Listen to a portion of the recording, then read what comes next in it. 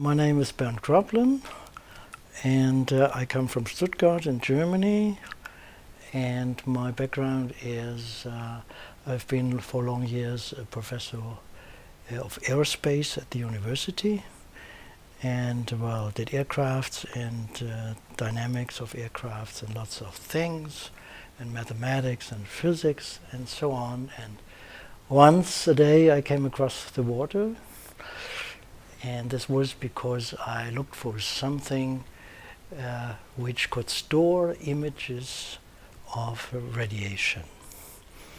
So I was looking after a method to prove healing methods with radiation, and this should be a substance which should be in the body, if possible.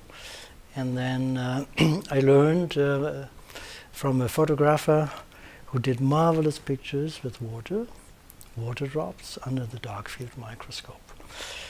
And then I tried to test whether these pictures have some relevance for science.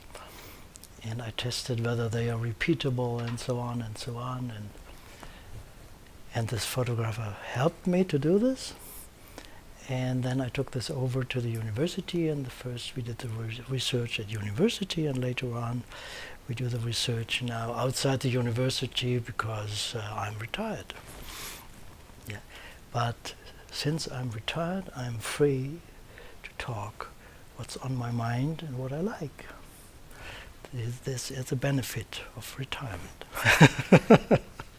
Yes, so the 7 secrets are, over the years, we have made this research, and it was like the water started to tell us more and more things. Of course, at the same time, we had to use our mind, and we had to use our consciousness, and also to feel what's all about. So, but we didn't have the first day all these questions of these, which we later called the secrets. And then the water told that the water has different images. I call this different faces. So it looks at you from the microscope in a different manner, and then like it is an individuum or something like this. So we have then a very close relationship to this, how it dries under the microscope, how the image is formed, and so on.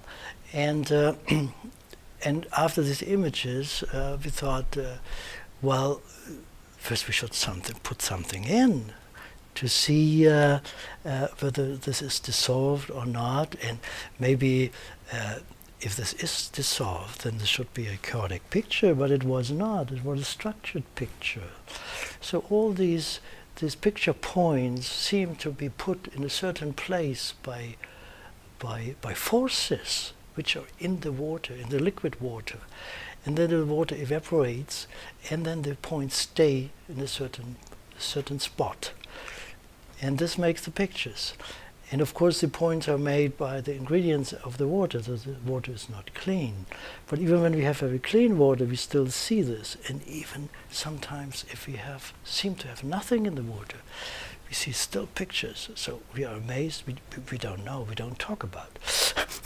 And then we came to what I originally wanted, to electromagnetism, and we saw that also electromagnetism produces images in the water, and also in the water inside us, in our body water.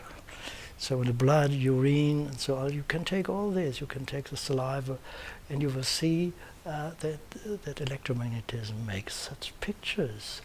And then you can see how it changes the structure of your body water. And if the structure of your body water is changed, then the information of this body water structure is not able anymore to control your person. And this means you are not centered. You are out of your life center. So you live beyond yourself, more or less. And you are stabilized always because your body has has a mechanism to stabilize you, but you are not really yourself. So you can try the water, and if you are not centered, then you will see that the drop dries eccentric, or it dries has little strange strange rim, or so. So it's not very well clean, clear, simple. Well, I had 30 minutes to talk, and so the idea was to give just an impression about the diversity of what's possible. And so I went from the electromagnetism to the sound, because many people think, well, sound is something totally different. It is, but it also affects the water, and sound is stored in the water. So nobody believes this, but you can see this in the picture. And so this can be music, this can be ultrasound, this can be all kinds of sound. And then, of course, what I called some strange transformations. So you can even have your thoughts. If you have very strong and clear thoughts, they might affect the water too. That's nothing for normal life, for daily life. But if you have a healer or a strong person, and then it's able to influence the image in the drop by your thoughts. Because this was one of the reasons why we did it. Because all people, all physicists in the world think there are 4 forces in the world, and one force is electromagnetism, and everything like this has to be electromagnetism. And for this reason, we put one probe of the water inside a Faraday cage made from mu metal, and one outside. And then we influence both by thoughts. And also the probe inside the cage was changed. And this must probably mean, so I'm very careful, but must probably mean that our thoughts are not of electromagnetic nature. There seems to be something else. Otherwise, I could not communicate through the cage. Now we have seen in the conference, there are so many people, and all are very intelligent physicians and physicists, and well, from all kinds of fields of science. And these people, well, are all water heads. So they all, well, their head is filled with water on the one hand, and on the other hand, they all study water and research on water. And maybe what I did today, I raised a lot of questions.